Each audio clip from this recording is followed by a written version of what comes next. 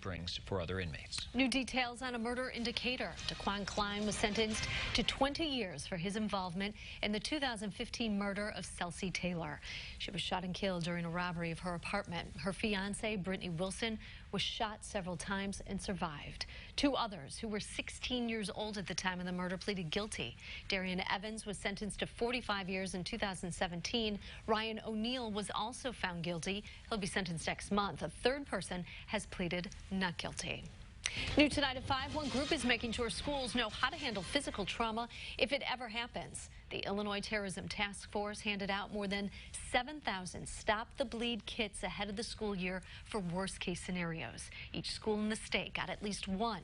They have tourniquets, controlled dressings, micro-shield masks, and other items needed in an emergency. Schools will get more kits after at least 5 teachers there finish training. We have a follow-up to a story we first brought you in May. We told you a plasma donation center would be moving into a building on Kirby Avenue in Champaign. CSL Plasma Collection Centers open in the building that used to be County Market.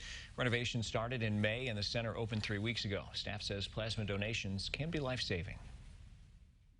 We provide some money for the people who come and make the donation. But the main thing is, is helping people who need the plasma. So that's the whole idea. The center is not far from the University of Illinois, so staff hopes to get a lot of response from the students. Carl is stepping up its email security after patient information was part of a data breach. This affects patients in the cardiology department or anyone who had surgery. Someone hacked 3 doctors' email accounts in June. Carl officials say they could have had access to names, birthdays, and medical information. They did not have access to social security numbers or financial information. There is a hotline set up for people who may have been affected. That number is at WCIA.com. A homeless shelter in Danville needs to raise $75,000 soon, or it'll be forced to cut programs. The Danville Rescue Mission is totally donor supported. That means they don't get any help from state or federal aid, and so they're asking the community to help them stay afloat.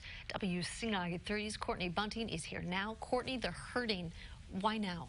Yeah, well, the director said it's because this summer was busier than past years. More people stayed at the shelter, came by for meals, or asked for donations. And when they'd normally have 25 people over for a meal, instead, they'd have around 50 this summer. The rescue mission is more than just a shelter and a provider of meals. They also help people get their GEDs, recover from addictions, or find jobs. Those are services the director says help people from all walks of life. All these people are going back into their communities. They're becoming productive members. They joining churches. They're just becoming productive members of society. And so that's the great thing about what we do. Like, we try to help people. We try to rebuild people back up.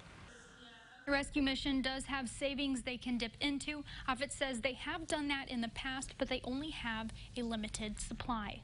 And their men's and women's shelters are both supported by their Mission thrift store as well as donations.